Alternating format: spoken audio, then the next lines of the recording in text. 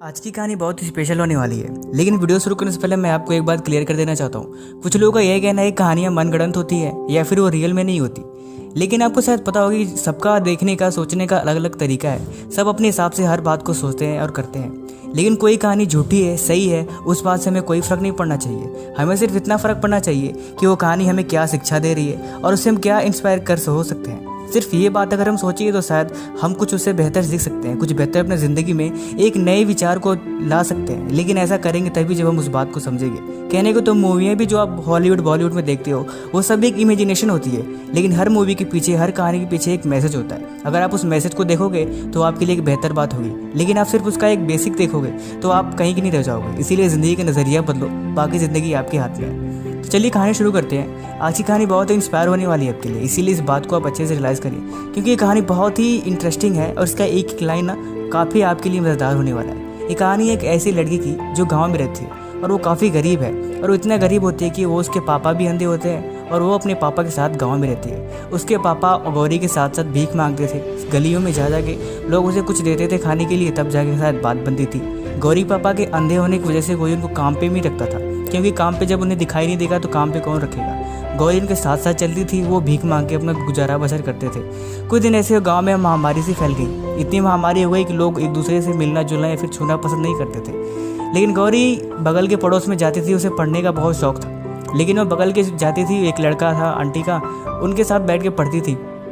लेकिन आंटी को ये बात पसंद नहीं थी कि वो चाहती थी अगर वो मेरे लड़के को छू दिया तो फिर क्या पता वो भी इन्फेक्टेड हो जाए। तो उसने एक बार तो मना ही कर दिया कि आप लोग ऐसे गंदे कुचले कपड़े पहनते हो, मेरे घर पे मत आया करो, क्योंकि हम लोग उससे संक्रमित हो जाएंगे तो इसके लिए बहुत खतरा बढ़ जाएगा। गौरी उस दिन पापा के साथ अपने घर पे चली गई और रात भर बैठ के रोती रही और रोती रोती सोती रही कि इस चीज़ को मैं कैसे बदल सकती हूँ। उस रात उसने डिसाइड किया कि वो डॉक्टर बन के अपने पापा की आंखों का इलाज करेगी और इस गाँव की महामारी के साथ साथ इस गाँव की सोच को भी दूर करेगी। लेकिन फिर वो सोच रही थी कि मैं करूँगी कैसे, मेरी उम्र भी छोटी है, मैंने अभी तक कुछ पढ़ा ही नहीं, क्या करना है कैसे करना है उसे कुछ नहीं पता। वो रात को रोती रोती अपने सारे ख्यालों में सो जाती है। फिर सुबह उठते उठते वो जाती है और जाते समय रास्ते में उसे गांव की शिक्षिका जो प्राइमरी स्कूल होता था वो उनसे मिल के सारी बातें बताती है। वो बहुत अच्छी औरत थी, उसने उनकी मदद की और उनका दाखिला, छोटी सी लड़की का दाखिला स्कूल में करवा दिया। गौरी को मन लगा के पढ़ाई करती थी और पढ़ाई करके कि हर साल नंबर अच्छे लाती थी। ऐसे करते करते उसने आगे तक की पढ़ाई करी और साथ को जब सुबह आती थी वो तो सुबह आते हुए टोकरी में ले जाके खिलौने बेच बेच के पैसे गुजारा करती थी। एक दिन वकल वाली आंटी ने कहा, गौरी तो ऐसा कर कि मेरे बाथरूम साफ कर दे, मैं तुझे कुछ पैसे दे देती हूँ। गौरी बड़ी खुश हुई क्योंकि उसे कुछ पैसे मिलने वाले थे। वो खिलौने बेचने के साथ साथ कुछ बाहर से भी कुछ इनकम का सोर्स पाके बहुत खुश थी। उस दिन उसने उनके बाथरूम को साफ किया और कुछ पैसे लेके चलती बनी। ऐसे कर करके वो जिंदगी दिन भर अपने खिलौने बेचती, शाम को खूब सारा पढ़ाई करती। ऐसे करके ज़िंदगी चलती गई। उसे हर साल अच्छे अच्छे नंबर लाके पास होती गई। एक दिन गौरी ने इंटरमीडिएट की परीक्षा भी पास करी। फिर ऐसे करके वो गांव की शिक्षिका उसकी हर बात पे मदद करती थी, क्योंकि वो पढ़ने में काफ़ी होशियार और समझदार लड़की थी।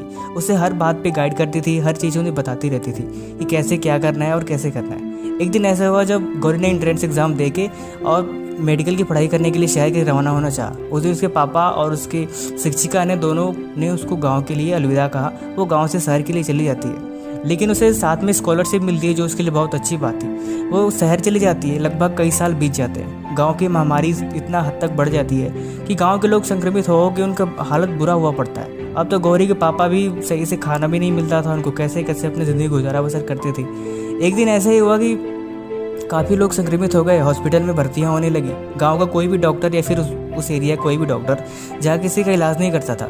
तब उसे बाद में पता लगा कि कोई शहर से डॉक्टर आने वाली हैं और वो स्पेशलिस्ट हैं और वो आके गांव का इलाज करेंगी। जब गौरी उस दिन गाड़ी से अपने गांव में आती है तो उसको देख के उसके पापा आंख से रोने लगते हैं। हालांकि वो देख नहीं सकते, लेकिन उस बात को रियलाइज़ करते हैं कि अब मेरी बेटी आ गई है। उस दिन गौरी काफ़ी बड़ी हो चुकी थी और उसका सपना भी पूरा हो चुका था। लेकिन सपना के पूरा करने के साथ साथ उसके अंदर की जो काबिलियत, उसके अंदर एक जो लगन थी, वो चीज़ हमें अगर देख जाएँ तो वो हमारे लिए काफ़ी बेहतर बात होगी। उस दिन उस गौरी ने अपने पापा की आंखों का इलाज करके उस गांव के हर एक मरीज के लिए एक हॉस्पिटल भी खोल दिया और हॉस्पिटल खोलने के साथ साथ उन सबकी सेवा करके उनके आज वो गांव की सबसे प्यारी और दुलारी लड़की थी, क्योंकि गांव में सब उसकी इज्जत करते थे, सब उसे चाहते थे। वीडियो का मैसेज सिर्फ कहने का और सुनने का अलग अलग तरीका है। इस वीडियो का हर एक मैसेज सब आप लोग अपने अपने हिसाब से ढूंढ सकते हैं, लेकिन इसमें एक पॉइंट तो है कि हालत कैसी है, सिचुएशन कैसी है, इस बात से हमें कोई फ़र्क नहीं पड़ता। फ़र्क सिर्फ इतना ही पड़ता है कि हम कितने भी गंदे से गंदे या फिर ख़राब से ख़राब सिचुएशन में हम अपने दिमाग में क्या सोच रहे हैं। गौरी के पास भी था टूटने का, उम्मीदें खोने का, लेकिन उसके मन में एक सपना था, उसके अंदर एक उम्मीद थी जो उसे पूरा करना चाहती थी। इसीलिए वो उन परिस्थितियों में भी अपने आप को खुद तोड़ने नहीं दिया। बाकी स्टोरी कैसे लगी कमेंट कर जरूर बताएं, और इस वीडियो को हर बार की तरह जरूर एक फ्रेंड के साथ शेयर करें जो वाकई इस कहानी के लायक हो। बाकी थैंक यू सो मच।